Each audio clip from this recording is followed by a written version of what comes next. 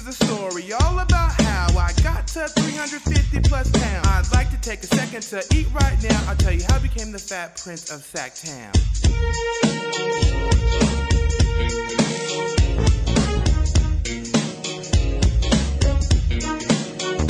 In Northern California, born and raised, and the lunchroom is where I spend most of my day. Chilling out, maxing and eating my food. Swallowed it up, there's no need to chew. When a couple of guys who were skinny as heck picked up my food and started playing with it. I got in one little fight and then got expelled. So I stayed at home and my belly swelled. I tried to lose weight with diet pills, but instead they only made me eat more meals. I even tried the gym to work it out, but all I want to do is work my mouth. So I pulled up to the drive-thru about midnight and I yelled to the menu, "Yo, home, supersize me." Looked at my food, it's about to go down, and that's why I'm still the fat prince of Sacktown.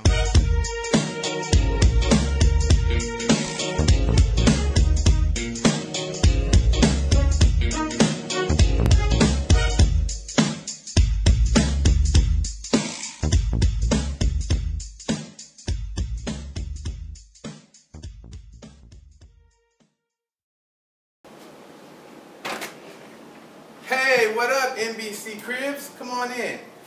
My name is Chaez Boswell. I'm 30 years old from Sacramento, California. I'm 6'2", and I weigh approximately 350 pounds. Come on in, I'm going to show you my crib. We call it a crib. As you can see, it's pretty small because it's the size of a baby's crib for a guy like me. That's what I feel like. I feel like I live in a baby's crib, right? But anyway, nevertheless, it's the place that I live in, and I want to show you guys how I'm living. So let's go to the kitchen, which I know is the first room that you guys want to see. My favorite room. We have all the standard stuff here: microwave, toaster, oven, refrigerator, dishes, all those kind of good things. I have a foreman somewhere. I don't know where it's at. Cabinets. This is the pantry where we keep food. If you look in here, it's a bunch of instant food. We got oatmeal. We got some soup hidden in the back. Pam spray, yams. Probably been here for way too long. Some coffee. Way up here is the whey protein. Yeah, I'm not using that. Definitely not using it enough. That's why it's at the top right there. Barely reachable. If we come over here, we open the freezer. Nothing. Ice. Cold as ice. Open the refrigerator. This is where it's at. Not really. If you look inside, there's really not much here. There's some sauces in here, some water, 2 things of water, some ranch. Ranch goes good on everything. It's America's favorite. A bunch of little seasonings, some leftover Del Taco at Starbucks. One of the issues with my weight, I've always lived life on the go. I don't take time to plan, prepare, cook meals, so I'm always catching things in the drive-thru or a quick meal here or a bite there, and you know, on a budget, that's not really the best way to eat, and so I end up eating a lot of bad foods at different times, and it's definitely been a real issue for me. That's about it for the kitchen. Let's go into another room. I'll show you what else we're working with here.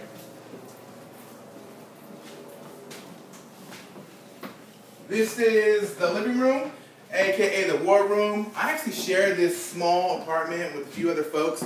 We all decided as a pact, in order to reach our goals and dreams, that we had to make some sacrifices, and one of them is, you know, sharing this apartment so that we can conserve resources and money. But in order to do that, we made an agreement to all put up our goals. You can see them. I don't want to show everybody's business, but the idea is that if we put our goals up, we can see them every day and we can hold each other accountable for reaching our goals. There's some wonderful people that I live with.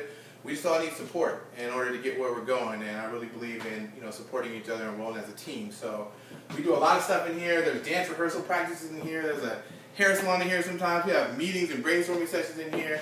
Rarely watch TV. We don't have cable or anything like that. You can see there's a bunch of DVDs. I think we've seen them all the time already. And some books. We do read. We like to feed each other's brains here. There's a sofa bed couch right here when we have company. No one ever actually uses it. I think everybody sleeps on the couch because it's pretty comfortable, although your butt sinks in right there sometimes. That's pretty much the living room. Let's go into another room. Next, let's go into my room. This is the king's room, what I like to call the king's room, where I come to relax. So, first thing, big bed, big boy. Gotta have a big bed, something that supports me. I can jump around and play on it if I want to. There's a wood finish right here. The letters just for looks. I'm not balling. That's just how I'm rolling right now. Every morning, There's a trash can right here. You'll probably find some snacks in here, some late night eats. I covered it up right now. We're not being that honest right now with you guys, so let's cover that up. When I wake up, I get up in this position, and there are some things that are here in front of me every morning that I get up that I like to look at, and it helps me start my day. The first thing right here is a picture of my lovely mother, the most incredible, intelligent, supportive woman I've ever met in my life. She has taught me so much. She has made me the man I am, and I like to wake up to her picture because it helps me keep in character the guy that I want to be and how I want to raise my children when I have a family. And just good for character. That's up here. My fraternity, Chi Rho Omicron, I crossed in 2000, Epsilon, Gamma. I was the first black man in my fraternity. Amazing. It's in history already. But it reminds me of brotherhood and our foundation and all the good friends that I had and a lot of lessons that I learned. Then I have some awards that I keep in my room for just personal motivation.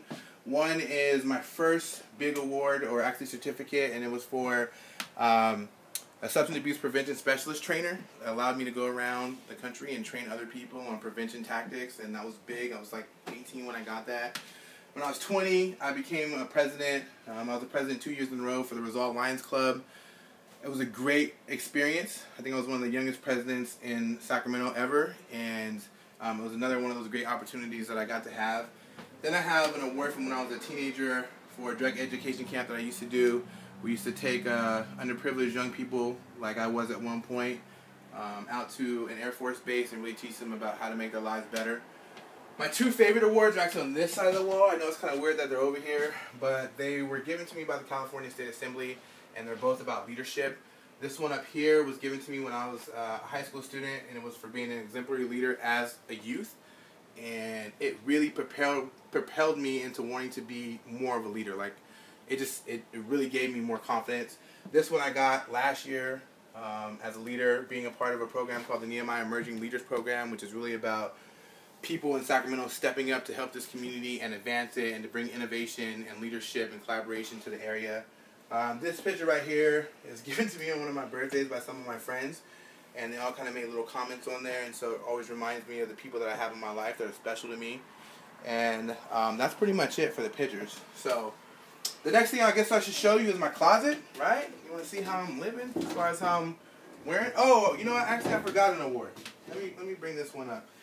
This is the heavy one. This is the big boy. It's Sacramento 30 under 30. I'm 30 now. I got this award last year, so I got it the last year I could possibly get it.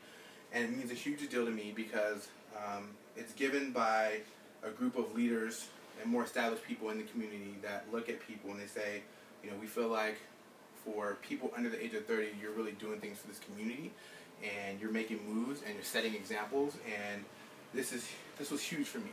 There's another one called 40 under 40 that I'm hoping to get, but for right now I'm settling for this. It makes me very happy to have it. So now I will show you my closet. I actually have clothes in here. I have clothes over there that are inside of a cubby, and they're just inside of a cubby because I have bigger clothes and they don't fit in normal dresser drawers, so I have to use a cubby of that nature. But if you look back over here, I have a lot of dressier clothes that I rock. I like to think of myself as a snazzy dresser. I have a lot of good-looking friends who dress very well, so I try to keep up with them. I don't want to be the guy standing out. When I go out, I try to look snazzy. I put on things like this, a hat. Check it out. Yes. Yeah, that's a good picture. I didn't even see it, but I can tell it's a good picture. I get a lot of compliments on my face, which is kind of insulting, but I guess that's why I'm on The Biggest Loser, because I want my body to match my face. I think I could be a great-looking guy if I did that. Dress clothes, ties. I love ties. I love to wear ties. I love to wear ties with character. I have one tie in particular that I love, and this is it. This is my business tie. When I wear this tie, you know I mean business. This is Sean Puffy Combs' business mogul status. I wear it to all my important meetings. Some people have lucky ties. I have a business tie, and this is the one I rock. I don't have a lot of name brand stuff, and the reason why is because big people clothes are expensive. I have a pair of Levi's, and they cost me $75. I have Levi's are the only jeans I wear, just because of the way they fit, and they all cost $75 for Levi's. For Levi's, $75. So being on The Biggest Loser, or just losing weight in general, like I could dress a lot better for a lot less, and I plan on doing that. So that's my closet. That's my clothes. The last thing I want to show you guys before I let you get out of here is my garage. I know that's what you want to see, the whips, the cars that I drive. And I'm about to floss on y'all real quick. So ready? Bam! I don't have a car, people. I live in downtown Sacramento right now. I walk everywhere. I take the RT. I hitch a ride where I can. So these are my cars. This is my garage. As you can tell, All Stars, I am a Chuck Taylor's fan fanatic. Chucks. Chucks. I'm wearing Chucks. I have some more Chucks in the living room. But I do have my fancy cars, right? My Lamborghinis are my dress shoes. I got some Stacey Adams here. I got my sports cars, which are these bad boys, tennis shoes I play basketball in. I got some other running shoes. I do run occasionally. And then I have these. And these are my favorites. Bam! What you know about toe shoes? Everybody's got them. Every celebrity, I seen them. Diddy had them on his crib, so I got some. Just kidding. The doctors say they're not good for support, but I feel like they're very comfortable and relaxing. They make me look good, and I feel good in them. So if I were you, I'd run out right now, stop watching this video, and go get a pair. They're that important. Make it happen. Alright, that's all for my room. So let's take you guys back out this way. That's it. You see how I'm living. I showed you the kitchen, the bathroom, the living room, my bedroom, my clothes, my whips. I think you've seen enough about my life. So it's about that time. I'm going to have to ask you to go. Peace out, NBC Cribs. See you later. When I was younger, I got really sick. I was about 8 or 9 years old, and I was in the hospital for about 9 weeks. I traveled from UC Davis to Kaiser to having to fly all the way down to Southern California to have exploratory surgery. So I have this huge scar on my stomach. I don't like to show it in public, but I'll show it anyway. And it was because they didn't know like where the problem was. They had to cut right down my stomach. I don't like to show it. All my friends call it my second butt cheek, so you know, it's not something I like to go out in public and show a lot, but once again, you know, I wanted you guys to know who I was. And I ended up having what's called miliary tuberculosis. It's not contagious, let me just say that. What happened was I ate something that someone that had tuberculosis in their throat spit on, and it kind of grew in my stomach and around my intestines and all that kind of stuff. So I lost part of my intestines, they took out my appendix, part of my colon, there's a bunch of stuff kind of missing contrary to what it looks like. There's a lot of stuff missing in here. But one thing that I remember very vividly from that entire experience is the doctors told my mom that she was very lucky that I was a big kid. And it was being big that kept me alive through those 9 weeks. And if I would have been a regular sized child, I wouldn't have made it. And I think from that point on, my mom really stopped worrying about me being big. At that point, I think she saw it as a blessing. And so after that, it kind of just was what it was. I just kept being a big kid and progressively got bigger. Family is really important to me. And it's something that I feel like a lot of people take for granted.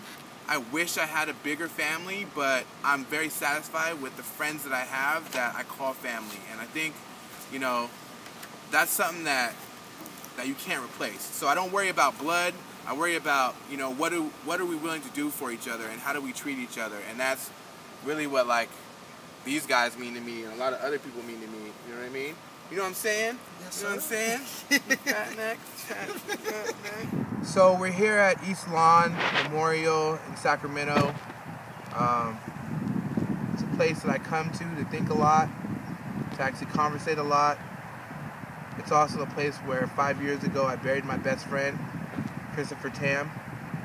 You know, a big reason why I think he passed away is because he didn't take care of himself enough. And no matter how much he loved other people, no matter how much I love other people, that doesn't equate to taking care of yourself. And I'm really honestly scared that if I don't make a move soon and I don't do something to change my life, that I will be taken from this earth too soon as well. And I need to live on for Chris's sake. I need to accomplish so many more things for all the people around me. You know, my goal to change the world, like, that all has to happen. And it's why I need to get out of Sacramento and focus just on myself so that I can do that. And I can do it for all of us. I love this guy so much. I wish he was still here. And I'm never going to forget him. So now we're at the Vibe Urban Teen Lounge, 1725 K Street in downtown Sacramento. This is where I work. I'm the executive director here. It's a brand new organization where we support teens and give them resources. It's my heart, my passion, what I was created to do, and where we're going to change the world. Let's go inside so I can show you how.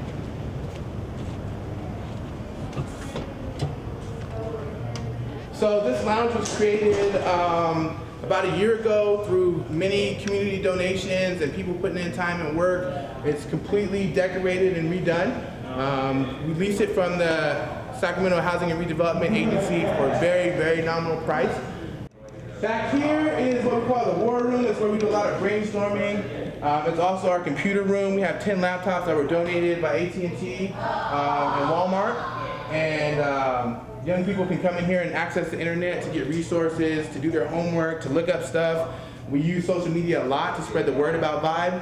Right now we have a campaign going called Respect My Fresh, and that's really about individuality, no matter whether you're a skater or a hipster or a hip hop kid. Here, it doesn't matter. We don't care about your background or how you talk or how much money you have. Everyone here is an individual, and we love them all, and so that's what Respect My Fresh is. We're getting ready to go on a crazy Coney-style movement with it. If you look around the room, there's chart paper where we do a lot of brainstorming about how we're going to change the world. To-do list that we need to get to and start checking off, but we're working on it. So let me tell you, let me sit down and I'll tell you a little bit about this organization. So a couple years ago, a high school student by the name of Dave Schneer, who's a good young man and a mentee of mine, came up with the idea that we needed to have more safe places for young people to go. And so they created this place called the Vibe Urban Teen Lounge. And 2 months ago, I took over as the executive director. And when I got here, the vision kind of widened, and we decided that we wanted to use this as a catalyst to change the world. So here, what we do is we provide young people with support and opportunities in order to become happy, healthy, successful adults. And we do that through lots of ways. We do engagement, so we provide entertainment, places for young people to go, different things for them to do. There's not a lot of places here in Sacramento where young people can call their own, and there's activities that are made just for them. So we do concerts and fashion shows. We go out in the community, have events, pool events, all that good stuff. We have a career center that's opening up in the fall. We'll have a leadership program where we prepare young people to be leaders and then place them in opportunities to show that leadership. We'll have an internship program where we train people to give meaningful experiences to young people. It doesn't matter if you want to be a DJ or a fashion designer or a lawyer or a doctor. We will connect you with people that you need to be connected with. We have a community engagement program coming out, a consulting program coming out where teams will be able to create marketing materials for companies, all of that stuff. The idea is this. Right now, our country is failing in the way that we support young people. We are boxing everyone in and telling them that there's only a very small way for you to be successful, and we know that's not the truth. Not only do we know that that's not the truth, we also know that not everyone fits into the box that we're trying to mold them, and so we're setting young people up to be failures and to not look for success and to dream about success. We're creating them to settle and to take jobs that they're not going to be happy at, and they're not utilizing their skills and talents. And so this place is the exact opposite. We want to make sure that young people understand who they are, what their talents and abilities are, and they're given opportunities to be able to grow those talents and to become successful and to have jobs and create families and to be happy and to contribute to their community. And we feel like it's going to create a trend where this generation starts to foster that same idea for the next generation, and we start to create people who are really themselves and are being successful and contributing to the world in that way. And that is how we will change the world. It will start here in Sacramento, and then people will catch on to the idea of how to engage young people and how to provide them with supports and opportunities so that they can grow and be successful human beings. And that's what Vibe is all about, and that's what we're all about. Right, guys? All right. So, I wanted to make it clear that I'm not lazy. I love to enjoy sports. I love to play competitive sports. I don't really like to run, but I will. I'm on the treadmill. We're at McKinley Park here in Sacramento. It's like the best park ever. There's a full track this way. Tennis courts here that I play at very often, and then there's also a basketball hoop and a pool that's here. It's a great way for people in this community to exercise, and you know, I do get out as much as possible, at least 3 or 4 times a week.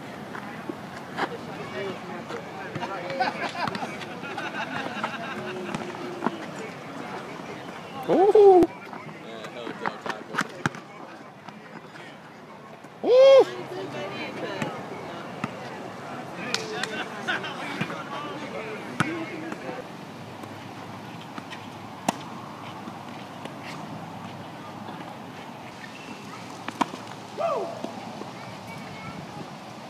So came to grab a bite to eat at one of the only spots open, AM, PM.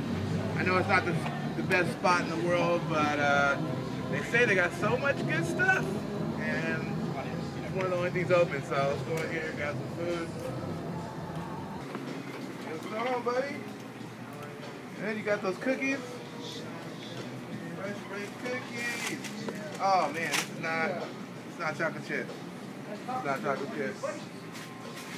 Oh, bam! You don't know about these, crack on the streets. One thing I can tell you about AMPM is they make the best chocolate chip cookies ever, hands down. I think Lamar Odom was eating these on one episode of the Kardashians or something. It's that good. Heard you're getting married? Congratulations. Was that Yeah. Stand up. Come on, people. Stand up. Just getting some soul time. Was that arranged or? Oh. Must be nice to have parents that do everything for you.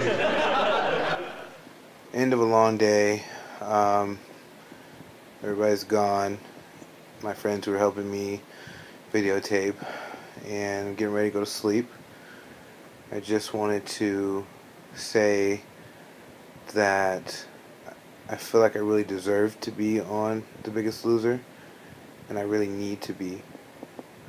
Being someone who networks with so many people and has so many friends and is entrenched with so many different circles, it takes a lot of time and energy, and it's been my main focus to help other people and to grow other people and be there for other people, and I just never learned how to take care of myself the same way I do for others, and I feel like this show will give me the opportunity to do that, and then come back and still be able to help others and still be able to push and still be able to just be there for so many people, but also knowing how to be there for myself and making that balance.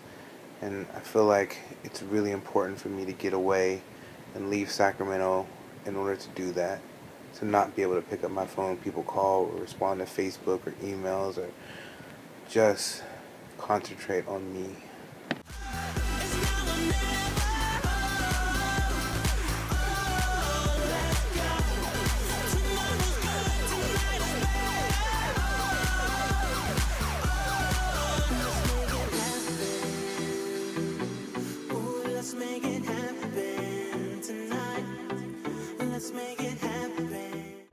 Good evening, NBC, executive producers, directors, casting directors for The Biggest Loser, and anyone else watching this video. I stand before you for one reason and one reason only. I'm coming for The Biggest Loser season 14, and I'm coming to win. Yeah, I should be on your show because it's good for TV, it's good for me, it's good for my friends and family, it's good for my city, and most importantly, it's good for our world. Remember these words: the more I lose, the more our world will gain. I am Chaez Boswell from Sacramento, California, and we, all of these people behind me, we are all ready